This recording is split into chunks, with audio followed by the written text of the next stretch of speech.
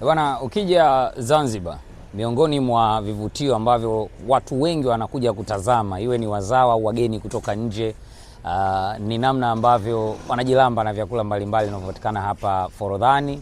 Kama haitoshi, hii Mizinga Point watu wanakuja kuiona kwa sababu ina alama kubwa sana kwenye eneo hili. Lakini mbele yangu kidogo kutoka hapa kuna sehemu ambako vijana wa diving wanapiga makachu, yani anaruka kutoka juu kuingia kwenye maji kwa mtindo tofauti tofauti, inaitwa makachu. Hivi ni vivutio miongoni mwa vivutio ambavyo vinapatikana Zanzibar. Vivutio vingine ambavyo vimeongezeka hivi karibuni ni mashindano ya Muungano. Baada ya kuwa haipo kwa muda mrefu, ilirejea kwa misimu miwili iliyopita. Huu ni msimu wa 3. Sasa kwenye vivutio chumvi humo ndani ambavyo mtatamani kuja kuviona ni Azam Football Club. Na nitaka kuhusu Azam Football Club.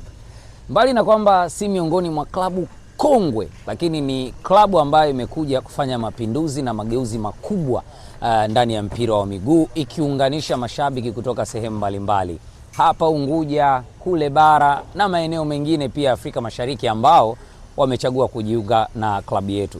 Kuna vitu vingi sana ndani ya timu hii, kuna vitu vingi sana ambavyo watu vinawafanya wajiunge na klabu yetu, lakini kimojawapo ni mashindano haya Muungano. Tukutane katika uwanja wa New Amani Complex tarehe 22. Karata ya kwanza inatupwa kwenye hatua ya robo finali dhidi ya KVZ, alafu tunasubiri nani atajichanganya nusu finali. Safari hii ubingwa tunataka na ni jambo ambalo linawezekana.